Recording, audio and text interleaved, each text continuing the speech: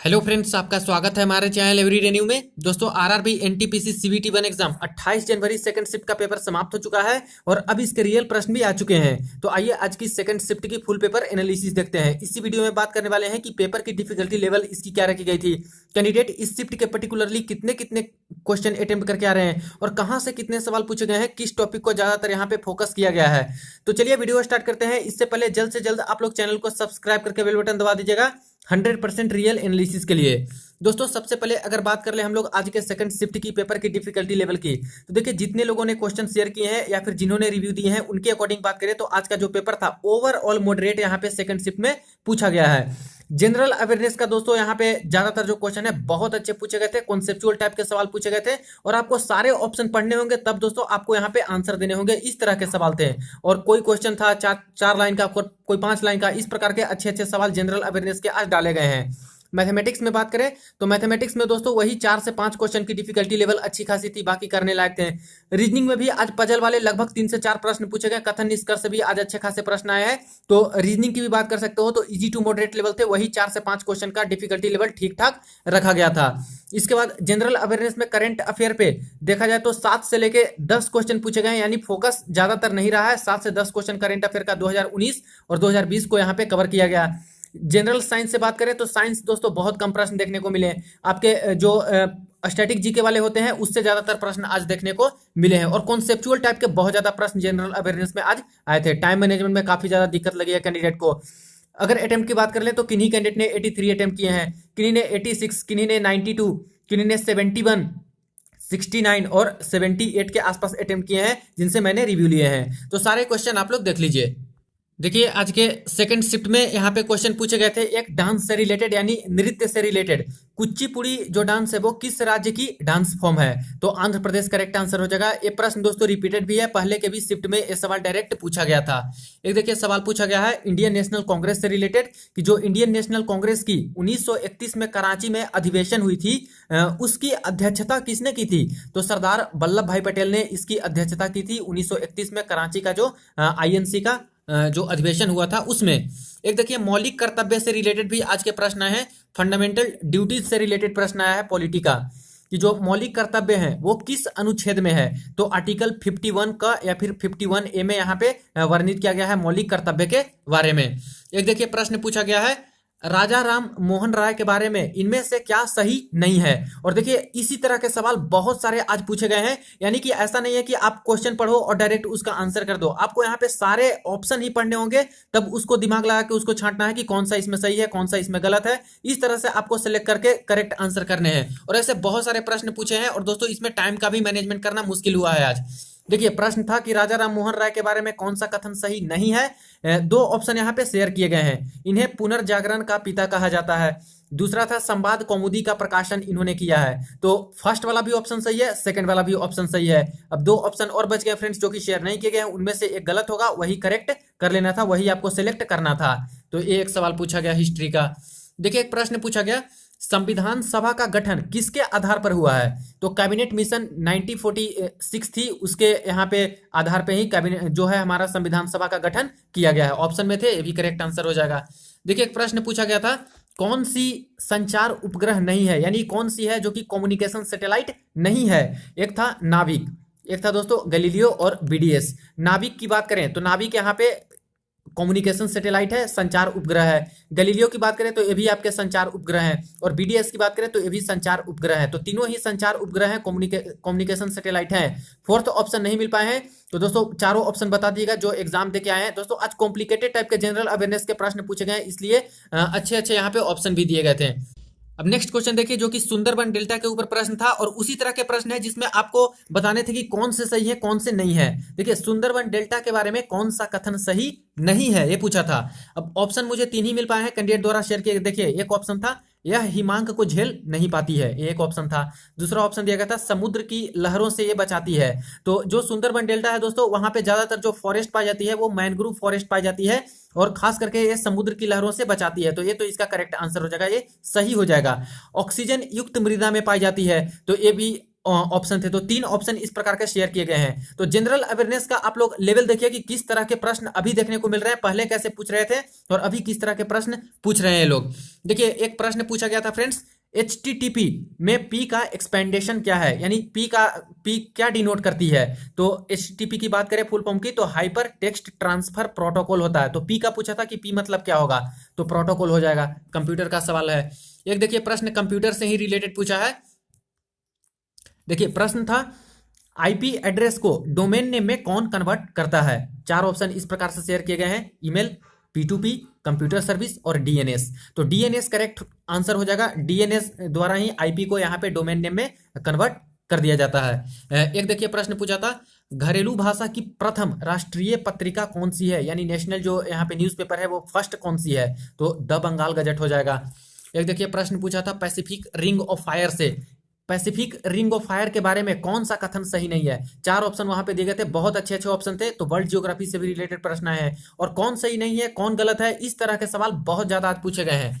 देखिए एक प्रश्न आया था, इंडिया में मिसाइल्स एंड सैटेलाइट्स कहां से लॉन्च किया जाता है। 4 ऑप्शन थे, वहां पे एक ऑप्शन था व्हीलर द्वीप। तो व्हीलर द्वीप करेक्ट आंसर हो जाएगा। एक तो श्रीहरिकोटा होता है, वहां से भी सैटेलाइट लॉन्च की जाती है, लेकिन ऑप्शन में श्रीहरिकोटा नहीं था, तो व्हीलर द्वीप हो जाएगा, जो कि उड़ीसा में स्थित है, बे ऑफ बंगाल के अंतर्गत। और इसका दूसरा नाम की बात करें तो APJ अब्दुल कलाम द्वीप भी इसको बोलते हैं। तो व्हीलर द्वीप करेक्ट आंसर इसका जाएगा। देखिए एक प्रश्न पूछा था बुक एंड ऑथर से रिलेटेड, और बुक था ड्रीम्स फॉर माई फादर।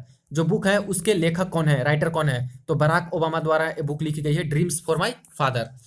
एक देखिए कंप्यूटर का ही सवाल पूछा गया है, कंसेप्चुअल टाइप का, कंप्यूटर की स्पीड किस पे डिपेंड नहीं करती है। देखिए 4 ऑप्शन दिए गए हैं, रैम के आकार पे यानी रैम की साइज पे, हार्ड डिस्क के आकार पे, CPU की गति पर, ग्राफिक्स कार्ड के आकार पे। अगर बात करें फ्रेंड्स करेक्ट आंसर की, तो हम लोग यहाँ पे इसको अलग करते हैं। फर्स्ट में बात करें स्पीड किस पे डिपेंड नहीं करती है, तो रैम के आकार पे। तो रैम जितनी ज्यादा होगी दोस्तों, कंप्यूटर की स्पीड उतनी ही अच्छी खासी है, उतनी अच्छी वर्क करेगी, तो इस पे तो डिपेंड करेगा। हार्ड डिस्क के आकार पे, यानी हार्ड डिस्क जितनी होगी उस पर भी डिपेंड करेगा। हार्ड डिस्क कम रहेगा तो यहाँ पे कंप्यूटर स्लो चलेगा, तो ये भी आपका करेक्ट ही रहेगा कि इस पे डिपेंड करेगी। CPU की गति पे, CPU की गति आपकी क्या है, स्पीड क्या है, प्रोसेसर उसकी कैसी लगी है, तो इस पे भी डिपेंड करेगा। लेकिन जो ग्राफिक्स कार्ड के आकार पे है ये यहाँ पे गलत हो जाएगा, तो इस पे डिपेंड नहीं करती कंप्यूटर की स्पीड ग्राफिक कार्ड पे, तो ये करेक्ट आंसर हो जाता। एक देखिए सवाल यहाँ पे पूछा गया है, भारत में सबसे ज्यादा पैसा किस क्षेत्र से आता है। तो तृतीय क्षेत्र जो होता है हमारा सेवा क्षेत्र, सर्विस जिसको बोलते हैं सेक्टर, यानी टर्शियरी सेक्टर, उससे सबसे ज्यादा यहाँ पे पैसा आता है। तो ये इकोनॉमिक्स का एक सवाल था। देखिए एक प्रश्न पूछा था, यूनेस्को के धरोहर में कौन सा शामिल नहीं है। ऑप्शन इस प्रकार से शेयर किए गए हैं, फतेहपुर सिकरी, तो ये तो आपका शामिल किया गया है यूनेस्को की सूची में। आगरा का किला ये भी शामिल किया गया है। सूर्य मंदिर यानी जो सन टेम्पल है इसको भी शामिल किया गया है। और एक था यहाँ पे मांडू मंदिर समूह, तो इसको शामिल नहीं किया गया है यूनेस्को हेरिटेज साइट में, तो ये करेक्ट आंसर हो जाएगा। देखिए एक प्रश्न पूछा था, UNO का कौन सा पार्ट इनमें से नहीं है। देखिए इसी तरह के सवाल आ रहे हैं फ्रेंड्स, कौन सा पार्ट नहीं है, तो इस तरह से ऑप्शन शेयर किए गए हैं। 10 सेक्रेटारिएट, तो सचिवालय, तो सचिवालय तो इसका पार्ट है। टोटल 6 पार्ट होते हैं UNO के, तो आप लोग देख के जाइएगा, इस तरह के भी सवाल अब आने शुरू हो चुके हैं। और आज के तो शिफ्ट में बहुत ज्यादा इस तरह के सवाल पूछे गए हैं। सिक्योरिटी काउंसिल, सुरक्षा परिषद, ये भी आपका होता है UNO का part. Food and agricultural organisation यानी FAO, ये दोस्तों UNO का पार्ट नहीं है, अंग नहीं है, तो ये करेक्ट आंसर हो जाता है, FAO नहीं होगा, खाद्य वाला। नेक्स्ट प्रश्न देखिए, यहाँ पे प्रश्न पूछा है नीलगिरी पर्वत के बारे में इनमें से कौन सा कथन सही नहीं है। फिर से वही कंसेप्चुअल टाइप का प्रश्न पूछा है। यहाँ पे ऑप्शन की बात करें तो 2 ऑप्शन मिले हैं। देखिए फर्स्ट ऑप्शन भेजा गया है, चाय की खेती के लिए प्रसिद्ध है, तो चाय की खेती के लिए तो प्रसिद्ध है ही, यहाँ पे टी कल्टीवेशन होती है नीलगिरी पहाड़ी पे। इसके बाद देखिए पर्यटन स्थल शामिल है, तो पर्यटन स्थल भी यहाँ पे शामिल है, यानी टूरिस्ट भी यहाँ पे शामिल है, टूरिज्म की भी व्यवस्था है इसमें। बाकी 2 ऑप्शन शेयर नहीं किए गए, तो ये दोनों तो ऑप्शन सही है, कौन सही नहीं है ये पूछा था, तो उसको आपको अलग करना था। देखिए एक प्रश्न पूछा गया, किस राज्य की तटीय सीमा सबसे अधिक है, तो जो गुजरात राज्य है उसकी जो कोस्टल एरिया है वो सबसे ज्यादा है। एक देखिए प्रश्न पूछा, साफ्टा में कौन सा देश शामिल नहीं है, यानी साफ्टा जो ऑर्गेनाइजेशन है उसके मेंबर कौन से देश नहीं है, तो सिंगापुर था ऑप्शन, अफगानिस्तान था, पाकिस्तान था, मालदीव्स था। देखिए बात करें इसकी करेक्ट आंसर की, तो यहाँ पे अफगानिस्तान है जो कि इसका मेंबर है साफ्टा का, पाकिस्तान भी इसका मेंबर है, और मालदीव्स भी इसका मेंबर है, तो सिंगापुर करेक्ट आंसर हो जाएगा, ये इसका मेंबर नहीं है, साफ्टा का मेंबर नहीं है। देखिए एक प्रश्न पूछा था, किस राज्य ने यहूदियों यानी कि क्रिश्चियन को धार्मिक मान्यता नहीं दिया है? चार ऑप्शन इस प्रकार से थे, गुजरात, महाराष्ट्र, केरल, पश्चिम बंगाल। दोस्तों केरल में तो बात करें तो क्रिश्चियन धर्म को यहाँ पे मान्यता दिया गया है, महाराष्ट्र में भी दिया गया है, लेकिन पश्चिम बंगाल और यहाँ पे गुजरात में कंफ्यूजन लग रहा है। किन्हीं को करेक्ट आंसर इसका पता होगा, एक्सप्लेनेशन के साथ कमेंट सेक्शन में बता दीजिएगा। ये सवाल आज पूछे गए हैं कि क्रिश्चियन को धार्मिक मान्यता किस स्टेट में नहीं दी गई है यहूदियों को। देखिए एक प्रश्न यहाँ पे पूछा था, दांडी मार्च के साथ कौन सा आंदोलन की शुरुआत की गई थी? तो दांडी मार्च के साथ जो नमक सत्याग्रह था, उसके साथ साथ यहाँ पे सविनय अवज्ञा आंदोलन यानी civil disobedient movement Gandhi ji द्वारा चलाया गया था। एक देखिए प्रश्न पूछा था हिस्ट्री का, नालंदा यूनिवर्सिटी का निर्माण किसने करवाया था? यानी नालंदा विश्वविद्यालय है, उसका निर्माण किसने करवाया है? तो कुमार गुप्त प्रथम ने करवाया है। देखिए एक प्रश्न पूछा था फ्रेंड्स कि रक्त का थक्का बनाने में कौन सी विटामिन की जरूरत होती है, यानी क्लॉटिंग ऑफ ब्लड में कौन सी विटामिन हेल्पफुल होती है? तो विटामिन के होती है। एक देखिए प्रश्न पूछा था, कौन सा देश परमाणु संपन्न नहीं है? तीन ऑप्शन इस प्रकार के मिले हैं, अमेरिका, भारत और जापान। तो अमेरिका तो यहाँ पे परमाणु संपन्न है, भारत में भी परमाणु विकसित किया गया है, लेकिन जापान जो कंट्री है फ्रेंड्स यहाँ पे परमाणु संपन्न नहीं है। तो ये आपका करेक्ट आंसर हुआ था जापान। देखिए एक यहाँ पे प्रश्न पूछा था फ्रेंड्स, जो वर्ल्ड हैप्पीनेस इंडेक्स होती है, विश्व खुशहाली रिपोर्ट होती है, उसको कौन जारी करता है? तो यूनाइटेड नेशंस की तरफ से जारी की जाती है वर्ल्ड हैप्पीनेस इंडेक्स। बात करें कि आगे आने वाले शिफ्ट में हो सकता है पूछ लिया जाए कि भारत की रैंकिंग क्या है वर्ल्ड हैप्पीनेस इंडेक्स में। तो भारत की रैंकिंग 144 यानी 144 रैंकिंग है खुशहाली रिपोर्ट में।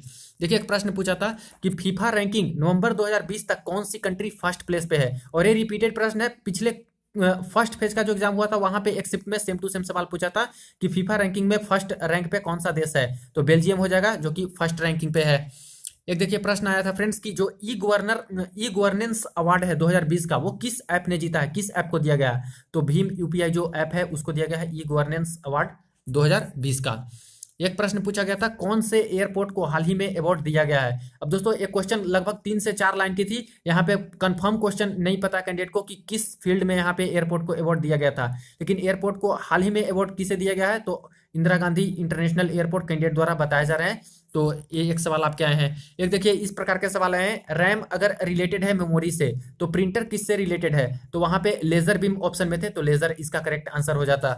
देखिए एक यहाँ पे प्रश्न आया है, इनमें से कौन सा बेमेल है यानी कौन सही नहीं है? तो खसरा का यहाँ पे दिया था जीवाणु से, मलेरिया का प्रोटोजोआ से, टाइफाइड का जीवाणु से। टाइफाइड की बात करें तो टाइफाइड यहाँ पे जीवाणु से ही होती है, बैक्टीरिया से ही होती है। मलेरिया डिजीज की बात करें तो ये प्रोटोजोआ से ही होती है, लेकिन जो खसरा होती है, मिजल्स होती है, वो जीवाणु से नहीं होती, बैक्टीरिया से नहीं होती, ये वायरल डिजीज है तो वायरस से होती है। तो इसको करेक्ट आपको कर लेना था, यही बेमेल हो जाएगा, एक ऑड वन आउट हो जाएगा। तो देख सकते हो आप लोग कि किस प्रकार के आज के जनरल अवेयरनेस के प्रश्न पूछे गए, बहुत अच्छे सवाल यहाँ पे दिए गए थे और कॉन्सेप्चुअल टाइप के और टाइम टेकिंग वाले बहुत ज्यादा प्रश्न दिए गए हैं आज के सेकंड शिफ्ट में। मैथमेटिक्स की पोर्शन की बात करें तो मैथमेटिक्स दोस्तों वही मॉडरेट टाइप का ही आया है, कुछ क्वेश्चन टफ थे, बाकी इजी ही आए हैं। ट्रिगोनोमेट्री की बात करें तो 2 क्वेश्चन, ज्योमेट्री से 2 क्वेश्चन, मेंसुरेशन से 1 क्वेश्चन, अलजेब्रा से 1 क्वेश्चन, एसआईसीआई वाले भी आज 2 क्वेश्चन पूछे गए। प्रॉफिट लॉस की बात करें तो 2 क्वेश्चन आए हैं, नंबर सिस्टम से 2 क्वेश्चन आए हैं और एलसीएम एचसीएफ से आज 2 क्वेश्चन पूछे गए हैं और दोनों एक ही बेसिस पे पूछे गए। जो 1 घंटी इतनी बजे बजती है, फिर दूसरी घंटी इतने बजे बजती है, ऐसे करके पूछा गया था। तो एक साथ कब बजेगी, इस तरह के प्रश्न पूछे थे घंटी वाले। देखिए एक प्रश्न पूछा गया परसेंटेज से, लगभग 1 से 2 प्रश्न था। मीन मीडियन मोड की बात करें तो यहाँ पे एक प्रश्न आया, हर शिफ्ट में मीन मीडियन मोड से पूछा जा रहा है। डीआई की बात करें तो 4 क्वेश्चन आया है, पाई चार्ट से भी आया है और बार ग्राफ से भी आया है 2-2 क्वेश्चन। टाइम एंड वर्क की बात करें तो 1 से 2 प्रश्न इसका आया है। टाइम स्पीड डिस्टेंस से दोस्तों 1 क्वेश्चन आया है, रेशियो से भी 1 क्वेश्चन आए हैं। रीजनिंग की बात करें तो देख लीजिए, रीजनिंग में कथन निष्कर्ष से 2 सवाल आज पूछे गए। पजल का आज क्वेश्चन आया है, बहुत अच्छा पजल यहाँ पे दिया गया था, 3 से 4 सवाल यहाँ पे पजल वाले देखने को मिले हैं और दोस्तों टाइम टेकिंग थे। कोडिंग डिकोडिंग की बात करें तो 3 से 4 प्रश्न आए हैं, हर शिफ्ट में 3 से 4, 5, 6 इस तरह से कोडिंग डिकोडिंग पूछ रहे हैं। सीरीज वाले 2 क्वेश्चन और अल्फाबेटिकल सीरीज वाले 2 क्वेश्चन। सिटिंग अरेंजमेंट की बात करें तो 1 क्वेश्चन और रो वाला यहाँ पे सिटिंग अरेंजमेंट दिया गया था। एनालॉजी की बात करें तो 2 क्वेश्चन एनालॉजी वाले और फिगर काउंटिंग आ जाया है, देख लीजिए 2 क्वेश्चन फिगर काउंटिंग के आ गए हैं। एक तो नंबर ऑफ स्क्वायर काउंट करना था, यानी वर्ग कितनी है ये काउंट करने थे, और दूसरा ट्रेंगल इसमें कितनी है ये आपको काउंट करने थे। तो इस तरह के सवाल दोस्तों आज आए हैं रीजनिंग और मैथमेटिक्स के भी। तो ये रही फ्रेंड्स आज की सेकंड शिफ्ट की फुल पेपर एनालिसिस। वीडियो को ज्यादा से ज्यादा दोस्तों के साथ जरूर शेयर कर दीजिएगा और चैनल को सब्सक्राइब कर लीजिएगा 100% रियल एनालिसिस के लिए।